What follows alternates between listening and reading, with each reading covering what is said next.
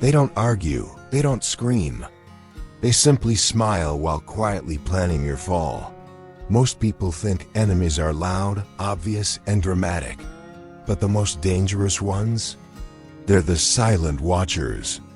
The ones who sit beside you, nodding, smiling while inside, they're sharpening the blade. These aren't people who merely dislike you. They're waiting for your collapse, patiently, ruthlessly, and worst of all, calmly.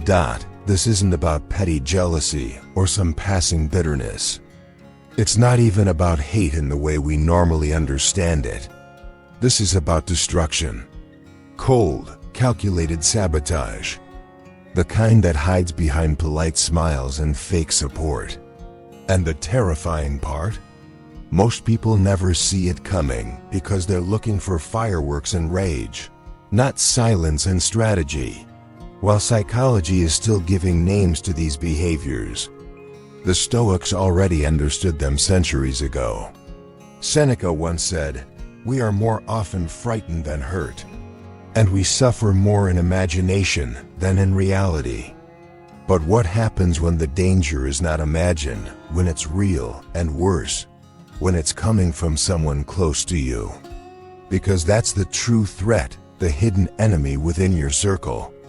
Not a distant rival, not a stranger, but someone who knows your routine, your hopes, and your weak spots. In this video, we're pulling back the curtain on 5 chilling signs that someone isn't just envious of you, they want to see you erased. These signs aren't dramatic.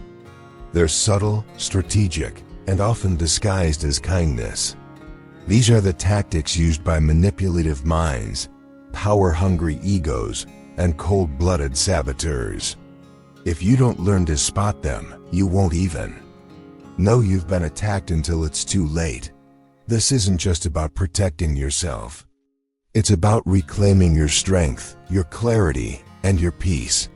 Because Stoicism isn't about fear. It's about clear vision, unshakable presence, and knowing what and who you're really dealing with. Let's start with the first hidden sign. We've already seen how some enemies don't shout or fight, they study. And now, we step into the first unsettling sign of such hidden hostility. Number 1. They study you more than they support you. There's something deeply unsettling about a person who watches you closely, not to cheer you on, but to break you down. These people don't offer encouragement. They don't reach out when you're struggling, but they're always watching.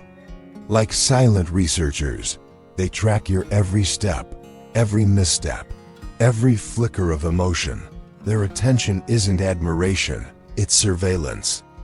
They study your strengths, yes, but more importantly, your weaknesses. They look for your doubts, your insecurities, the cracks in your armor. And when the time is right, they use that information not to lift you up, but to strike with precision. This isn't harmless curiosity. It's a quiet form of psychological warfare. Marcus Aurelius, the Stoic emperor, once said, "The best revenge is to be unlike him who performed the injury." But what happens when the person causing harm never appears to injure you directly? When the threat doesn't come from the outside, but from a silent observer within. These people don't attack, they gather intel. They store it, they prepare. Just like a strategist waiting for the perfect opening, they position themselves quietly until the moment they decide to act. Even in history, we've seen this play out. Napoleon Bonaparte, one of the greatest military minds, was surrounded by such silent observers. They studied his methods, tracked his emotional responses, and calculated his every move, not to support him, but to someday outmaneuver him. His final years, he faced betrayal not from obvious enemies, but from those who once stood close. This behavior shows up in everyday life too.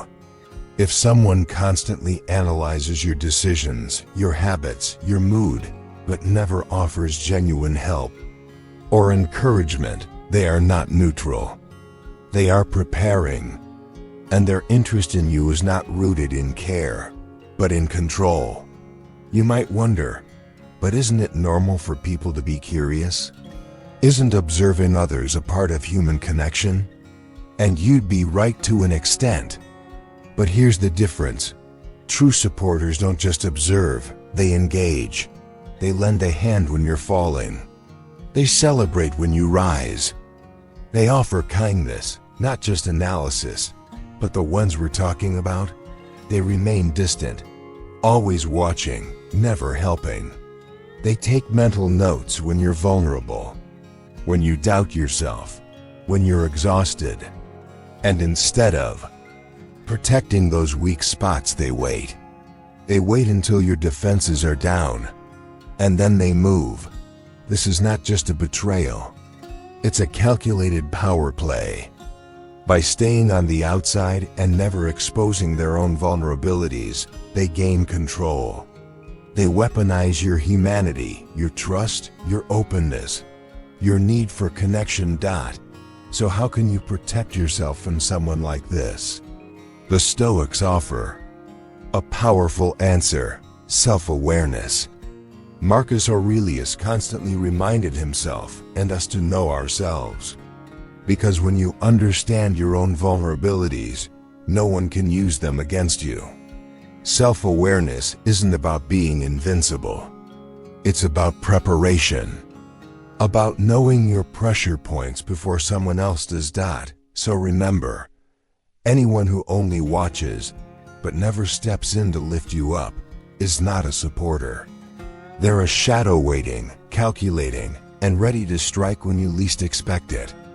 This brings us to the second hidden sign, one even more deceptive, because it often wears the mask of loyalty. When you finally become aware of those who quietly study you, something shifts. You start seeing through the mask. But the next sign is even more subtle because it hides behind what's not said, not what is. #2. Their silence speaks louder than words in a world full of noise tweets, texts, voices shouting for attention. There's one thing that cuts deeper than any insult: silence. Especially when it comes from those who claim to care. Think about it. When you're hurting, when life knocks you down, when you're navigating chaos or quietly breaking apart, what hurts most isn't always the situation itself. It's the silence from the people you thought would be there. The ones who clapped for you when things were going well, now vanish like ghosts. Their silence is not passive, it's calculated. It's not just a failure to help, it's a message. Your pain doesn't matter to me. And that message cuts deeper than any words ever could. The Stoic philosopher Epictetus once said, "If you want to improve, be content to be thought foolish and stupid." But in today's world, there's no patience for vulnerability. We're expected to be strong, fast, and emotionally bulletproof. So when you're in pain and the people around you stay silent, it feels like betrayal wrapped in apathy. That silence, that absence of acknowledgement, doesn't just hurt, it shakes your entire perception of the relationship. What does it say about someone who vanishes the moment you're no longer convenient to be around? What kind of loyalty is that? Sometimes says louder than cruelty. It says, "I see you struggling, and I choose not to care." Let's not forget history. Julius Caesar, one of Rome's greatest figures, didn't just fall because of daggers in the Senate chamber. His real downfall began with silence. Silence from those who could have warned him. Silence from allies who once stood by his side. In his darkest hour, those closest to him simply watched. They didn't speak. They didn't act. And that silence? It wasn't innocent, it was opportunity. The same thing happens today on a smaller, more personal scale. Someone who could have checked in, didn't. Someone who once praised you now says nothing while you're falling apart. Their quietness is not harmless. It's often a sign of quiet satisfaction, maybe even hidden celebration, because your suffering, to them, might mean they've risen. Your pain means they feel more powerful. Your setback becomes their silent victory. It sounds dark, but it's real. And it reveals something deeper: ego. Insecure people often view your struggle as a stage where they can feel superior without lifting a finger. Some even believe that offering you help makes them weak or too exposed. So instead, they observe from afar, as if your pain is a drama. They're casually watching unfold. No empathy, no outreach, just distance and detachment. The danger is when you start getting used to this. When their silence becomes so normal, you stop expecting anything else. That's when numbness creeps in, and disappointment turns into quiet resignation. But this is exactly where Stoicism steps in with its most empowering lesson. The Stoics teach us that we cannot and should not depend on the approval, reaction, or support of others for our peace of mind. They remind us suffering is part of life, and true strength comes not from being rescued, but from rising on your own, quietly, powerfully, with clarity. So, what do you do when all you hear is silence? During your storm, you detach. You recognize that their silence reflects their own limitations, not your value. You stop waiting for comfort and start building resilience. Because once you embrace your ability to endure, you'll never again need someone else's validation to know your worth. But what if their silence isn't the only weapon? What if, behind the smile, they're already laying traps in the shadows? Let's look at the third sign, one that reveals the hidden hand behind friendly words and subtle sabotage. After silence has worn you down, the next weapon they use is far more deceptive because it hides in plain sight, behind a smile and a few flattering words. Number 3, they disguise contempt as compliments. There's something especially sinister about a compliment that stings.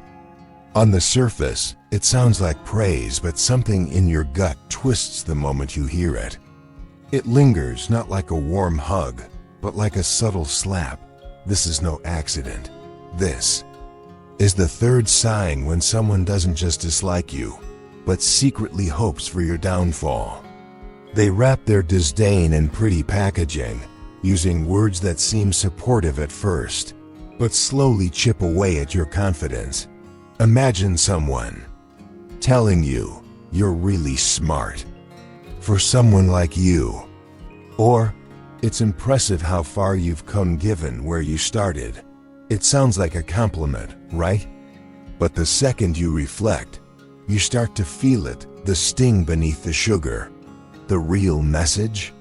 You don't belong here. Your success is surprising, maybe even undeserved. These aren't words of encouragement. They're veiled insults. And they're designed to do two things: destabilize your self-worth and make you dependent on the very person handing them out. Seneca warned us about this exact behavior. He said, "He who is a friend to you when he is with you is often your enemy when you are not present." That means the person smiling in front of you, showering you with compliments, may be the very one planting seeds of doubt behind the scenes. This form of manipulation is subtle, but powerful.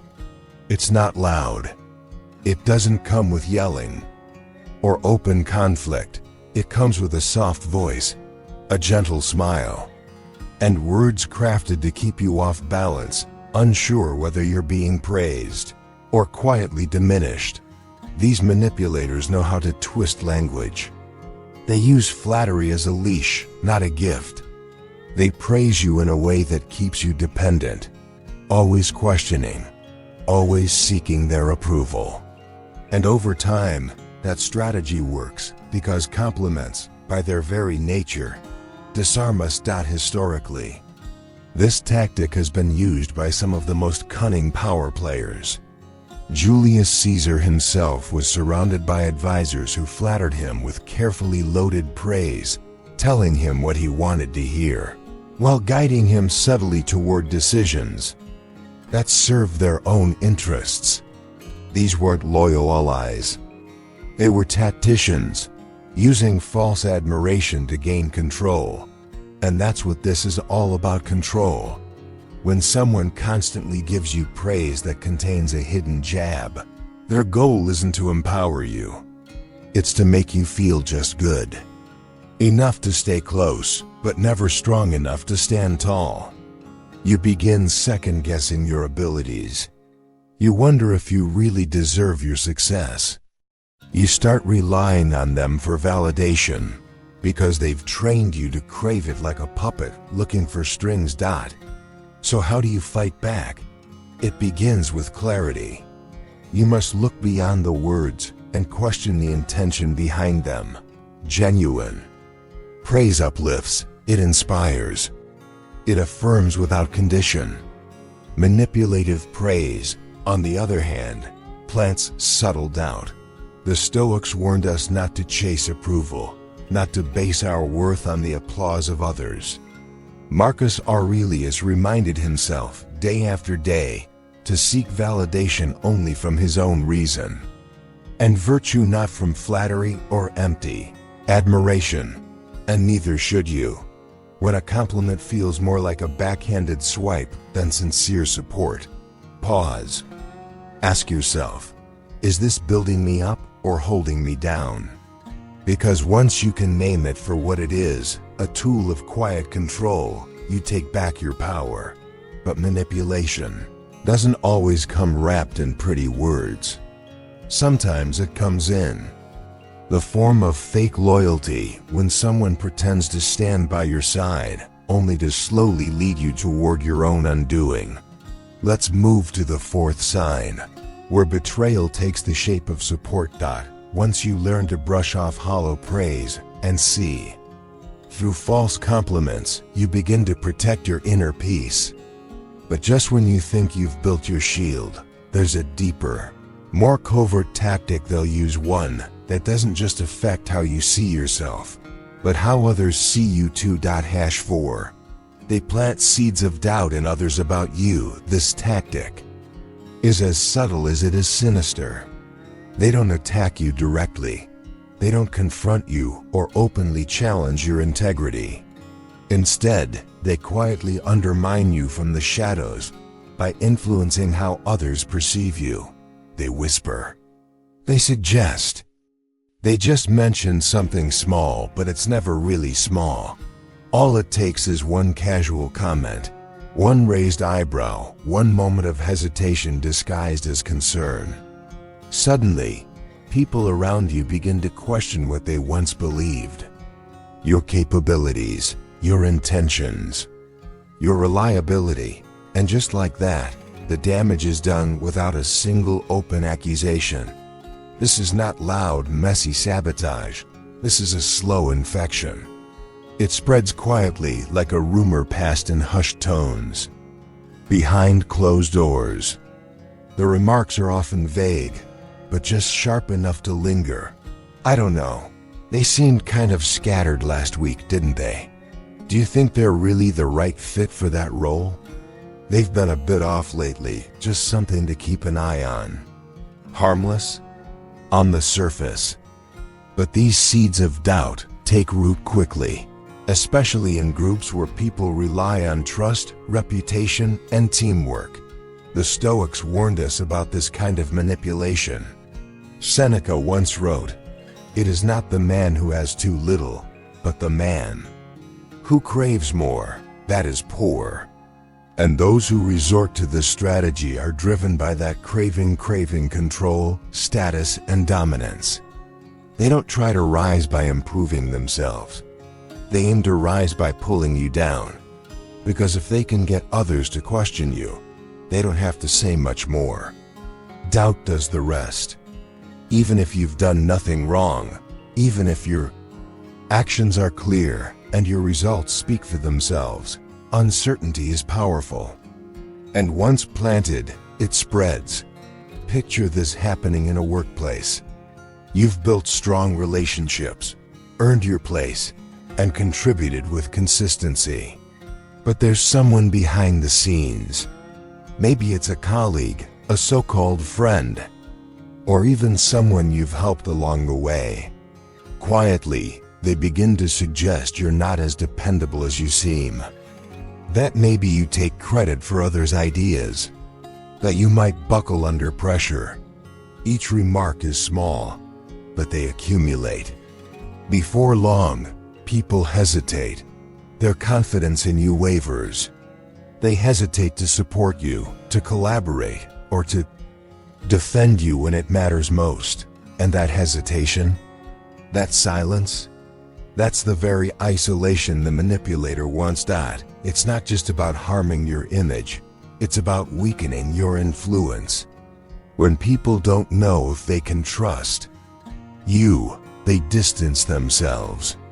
You become vulnerable, not because of anything you've done, but because of what someone suggested you might have done. This tactic doesn't stem from strength. It comes from deep insecurity, but it's carried out with cold, methodical precision. And history shows us just how effective it can be. Many great leaders were brought down not by open rebellion, but by the slow erosion of trust from within their own circles. Betrayal doesn't always come with a sword. Sometimes it comes with a whisper. So how do you protect yourself from a war you can't even see? As we saw before, doubt doesn't need to be loud, it just needs to be planted. And history has shown us time and time again that this quiet erosion of trust can destroy even the strongest among us. Take Cleopatra, for example. Her rule wasn't overthrown in a single dramatic rebellion. No, her real enemies worked in the shadows. They didn't confront her with swords or speeches. Instead, they whispered, questioned, and cast suspicion on her alliances. They manipulated perception, not with bold defiance, but with quiet subversion. By quietly undermining her decisions and creating rifts within her circle. They didn't need to defeat her in battle. They simply divided her from within. This method is powerful for one simple reason. It exploits a basic truth about human nature. We're social beings. We long to connect, to belong, to trust others. So when someone sows even the tiniest seed of uncertainty, it creates a ripple effect, not just in how others see you, but in how they see themselves. They begin to second-guess their trust in you and in their own judgment. That's where this tactic becomes truly dangerous. It doesn't just damage your reputation, it fractures the bonds around you. It builds a fog of hesitation, where people who once stood with you begin to pull away. They start to doubt your words, your intentions, your decisions. You'll notice the change. Conversations become colder. Support becomes scarce. People hesitate when your name comes up, uncertain if they should defend you or distance themselves. And when you're left alone, questioned, and unsupported, that's when the trap tightens. So how do you defend yourself from such a quiet assault? It begins with awareness. Pay attention to the tone of conversations. When you start to hear subtle remarks that don't align with who you are, don't ignore them. Don't let them fester in silence. Stand tall in your truth. Speak calmly but clearly. Address the people who matter not by defending yourself with emotion, but by letting your character speak through your actions. Your consistency is your credibility. Let your results, your integrity, and your values become your shield. Because no whisper can erase the weight of your honesty. Most importantly, remember this Stoic wisdom. The opinion of others does not define you. You define you. Marcus Aurelius offered a powerful reminder. If someone can show me that I am doing something wrong, I will gladly change. I seek the truth, which harms no one. But it is the one who clings to ignorance and self-deception who is truly harmed. In other words, if you're acting with honesty and intention, then let the truth be your foundation. No lie can shake what's built on solid ground. And yet, sometimes, the most dangerous people aren't those who whisper behind your back. They're the ones who stand right in front of you, smiling, nodding, pretending to support you, while secretly rooting for your collapse. Let's uncover the final sign. When sabotage wears the mask of loyalty. After all the whispers and silent betrayals, the most dangerous form of sabotage is the one that hides behind a smile. It's not loud and it's not obvious, but it's deadly to your progress. #5. They smile at your face. Let's starve your progress. This is the final sign, and perhaps the most deceptive of all. It's the smile that feels warm, the encouragement that sounds sincere, the support that seems real until you look a little closer. These people don't attack you directly. In fact, they present themselves as allies. They say all the right things. They nod in agreement. They cheer for your goals. But beneath the surface, they're quietly holding you back. They don't stop you outright. That would be too obvious. Instead, they slow you down. One delay here, one forgotten promise there, one vague excuse that sounds harmless, but keeps you stuck exactly where you are. They act supportive, but their actions tell a different story. They say, "You've got this. Just keep going." But when you ask for help, they're unavailable. When you need resources or real guidance, they withhold it. They give just enough to make you feel like they're in your corner, but never enough to actually move you forward. This is the most subtle form of sabotage. It leaves no bruises, no confrontations, no proof. You're left chasing progress like a mirage. You keep trying, keep pushing, but every time you're about to break through, something's missing, something they promised but never delivered. And because it's so quiet, so masked behind kindness, you start to blame yourself. Maybe I didn't try hard enough. Maybe I'm asking for too much. That's where the real damage begins, not just to your plans, but to your belief in yourself. The truth is, this behavior often comes from people you've trusted. The ones who seemed like mentors, the colleagues who cheered you on, the friends who gave you just enough support to keep you tethered, but never enough to set you free. It's not always malicious on the surface. Sometimes it comes from their own fears.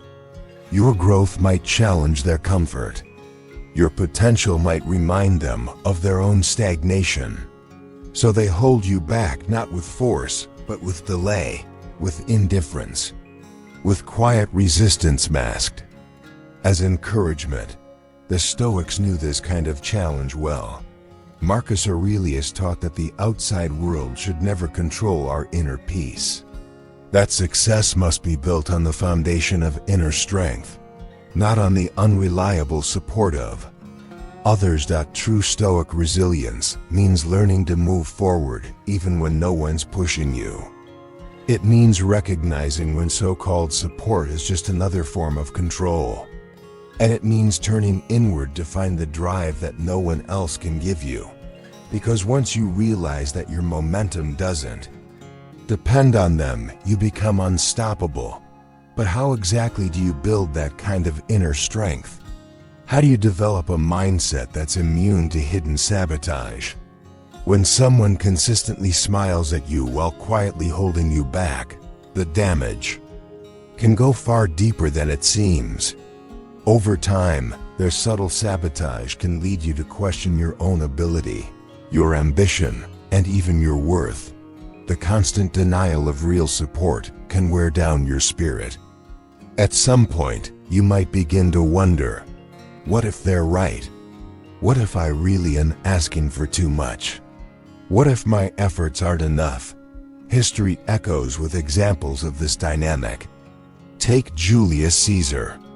During his rise, he was surrounded by individuals who seemed loyal, who encouraged him with words, who clapped for his victories. But when it came time for action, for true support, they faltered, they hesitated, and some quietly resisted. These weren't enemies in the traditional sense. They were allies in name, yet obstacles in practice. Their hesitation and hidden resistance slowly led to Caesar's isolation, even in rooms filled with supposed friends.